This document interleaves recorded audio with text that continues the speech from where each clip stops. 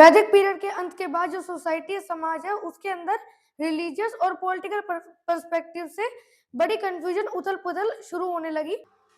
Society में पनप रही कास्ट सिस्टम या वर्ण व्यवस्था और दूसरी सामाजिक परिस्थितियों के कारण जो लोग थे वो परेशान हो गए और उन्होंने बौद्ध और जैन धर्म के जो विचार थे उनको सुनकर उससे वो अट्रैक्ट हो रहे थे।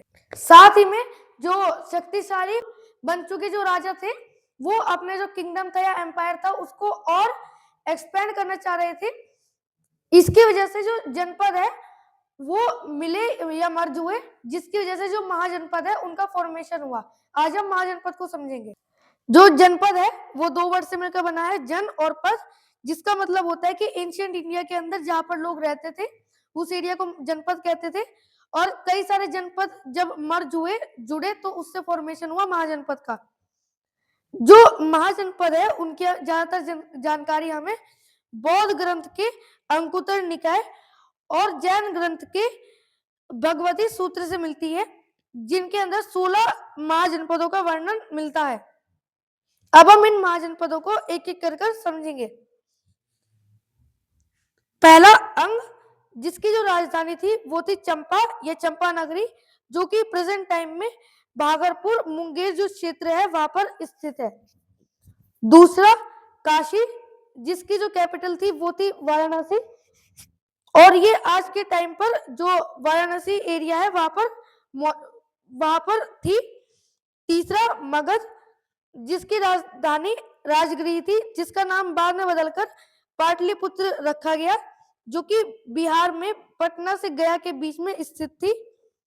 14 गांधार, जो कि आज के समय के पाकिस्तान में स्थित है, जिसकी कैपिटल राजधानी तक्षशिला थी और यहीं पर ही तक्षशिला विश्वविद्यालय स्थित था, जहां पर विश्व भर से शिक्षा ग्रहण करने के लिए जो स्कॉलर्स थे वो आते थे। पांचवा कुरु, जो कि वर्तमान समय के दिल्ली में मौजूद था, जिसकी जो राजधानी थी वो थी इंद्रप्रस्थ। और जो कौरव और कुरु से जुड़ी घटना है उसका वर्णन हमें महाभारत में है। और जो कौटिल्य का जो अर्थशास्त्र है उसमें भी जो कुरु है उसका वर्णन हमें देखने को मिलता है। छठा काम्बोज, जो कि आज के समय में जो पाकिस्तान और अफगानिस्तान का बॉर्डर है वहां पर मौजूद था और इसकी जो राजधानी थी वो थी हाटक और राजापुरा। सातवां सुरसेना, सुरसेन, जिसकी जो राजधानी है वो मथुरा थी। सुरसेन है वो आज के समय के मथुरा जो रीजन है वहां पर मौजूद था। आठवां कौशल, जिसकी जो राजधानी थी वो थी श्रावस्ती।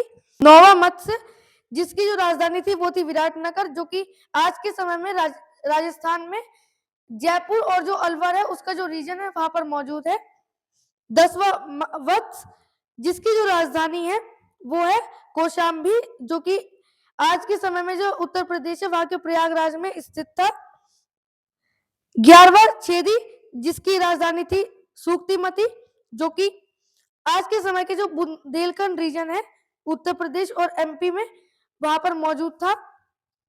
12वां वज्जी, जिसकी जो कैपिटल थी वो थी मिथिला और ये आज के समय में जो बिहार है वहां पर स्थित था।